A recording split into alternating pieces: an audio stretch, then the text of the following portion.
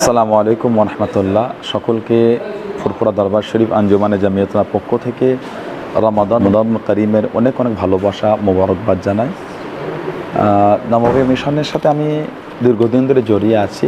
নববী মিশনের প্রায় প্রতিটা কাজেই আমাকে আমাদের জনাব সাইদ আকবর ভাই আমাকে স্মরণ করে এবং আমি আসি, খুব ভালো লাগে এবং মিশনকে আমি নিজের মনে করি, খুব কাছ থেকে মিশি। সে ভালোবাসা নিয়ে রমাদান শরীফে আমি এসেছি। আমার ভাইদের এবং শিক্ষক শিক্ষিকাদের ছাত্র ছাত্রীদের যে আজকে রমাদান শরীফে একটা আনন্দ একসাথে সবাই ভাগ করে নিলাম, সত্যি খুব আমাকে মুগ্ধ করেছে এবং খুব খুশি হয়েছে আমি এসে। এবং আমি এই প্রোগ্রামে আসতে পেরে নিজেকে অনেক গর্বিত মনে করছি। আলহামদুলিল্লাহ, রমাদান শরীফে একসঙ্গে এতগুলি মানুষের ইফতারি সত্যি খুব ভালো লেগেছে। আমি দোয়া চাই এই মিশন আরও আগিয়ে যাক, আগামী দিন আরও সুন্দর করে এই মিশনকে গড়ে তুলুক। বাংলার শুধু নয়, ভারতবর্ষে বিভিন্ন জায়গায় এই মিশনের নাম ছড়িয়ে যাক, এই দোয়া আল্লাহ পাকের দরবারে চাই। ইফতার মাহফিল আলহামদুলিল্লাহ নববিয়া মিশনে প্রতিদিনই হয়। ধরুন 850 ছাত্রছাত্রী আর আরও 100 স্টাফ, টিচিং স্টাফ নিয়ে, তো 950,000 জনের প্রতিদিন ইফতার মাহফিল মাগরিবের সময়। আলহামদুলিল্লাহ প্রতিদিন আমি বাইরে কোথায় না থাকলে, বাড়িতেও না, এখানেই ইফতার করি। টোটাল রোজার মধ্যে একদিন বাড়িতে ইফতার করেছি। তো এই যে ইফতার মাহফিলটা একটা আলাদা করে একটা উদ্যোগ নিয়ে একটা হয়, এতে কিন্তু আমাদের ছাত্রছাত্রী, শিক্ষক শিক্ষিকা, শিক্ষাকর্মী বৃন্দ, group D staff, office staff সকলেই একটা শরিক হয়ে মিলিতভাবে একটা আমরা কিছু আহ্বান করি যে আমাদের মিশন পরিবারের যারা আছেন, দাতা শুভানুদ্দায়ী মুসল্লি গ্রামের মানুষ আছেন, সকলকে আমরা দেখেছেন সোশ্যাল মিডিয়াতেও আমরা আমন্ত্রণ জানিয়েছি বা বিভিন্নভাবে জানাই। এটা একটা আলাদা আর একটা অনুভূতি। আজকে আমাদের প্রিয় সানাউল্লাহ সিদ্দিকী ভাইজান আছেন, ডাক্তার আনারুল সাহেব, পুলিশ অফিসার আনোয়ার ভাই থেকে শুরু করে আমাদের যুব মিলন ফাউন্ডেশনের নাজিম ভাই, আর অনেক ভাইরা এসেছেন, একঝাঁক আলেম ওলামারা এসেছেন, হজরত, যেটা একসঙ্গে ইফতারটা করলে আলাদা আর একটা অনুভূতি।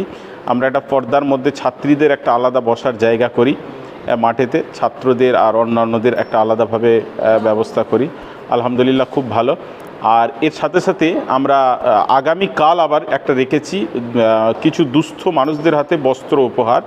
এই 500-700 জন মানুষের হাতে আমরা কন্টিনিউ করি এটা। কাল থেকে যে দেয়া শুরু হবে, কালকে হয়তো 200-250 জন দেওয়া হবে, আবার 3 দিন 4 দিন, এটা ঈদ পর্যন্ত, ঈদের আগের দিন পর্যন্ত আমরা ওই বস্ত্র উপহারটা ইফতার মাহফিল থেকেই আমরা এটা শুরু করি। এবারেও আলহামদুলিল্লাহ তার ব্যতিক্রম নয়, এটাকে আমরা আস্তে আস্তে আমরা দিই।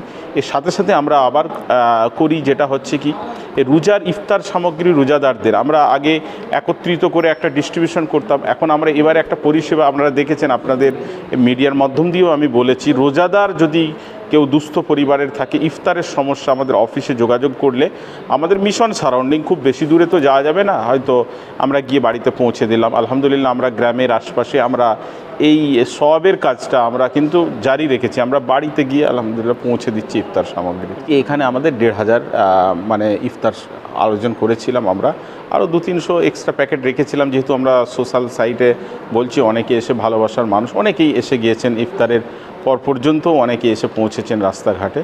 মোটামুটি আমরা সর্বমিলিয়ে হয়তো 2000-এর মতো মানুষ একসঙ্গে আমরা ইফতার আজকে করলাম আলহামদুলিল্লাহ। দোয়ার মধ্য দিয়ে আজকের আমাদের ইফতারের আগে দোয়া কবুলিয়াতের সময় আমাদের পীরজাদা হুজুর কেবলা কিছু বক্তব্যর পরেও দোয়া করলেন। প্রতিদিন আমরা আজকে ফিলিস্তিনের যে মুসলমানরা যেভাবে রোজা সেহরি করছে, ইফতার পাচ্ছে না, ইফতারের সময় কয়েকদিন আগে যেভাবে দেখলাম মা বোনেদেরকে যেভাবে একটা বোমা নিক্ষেপ করে ছড়িয়ে আছে, মানে এমন পরিস্থিতি দেখলাম, সত্যি খুব দুঃখজনক।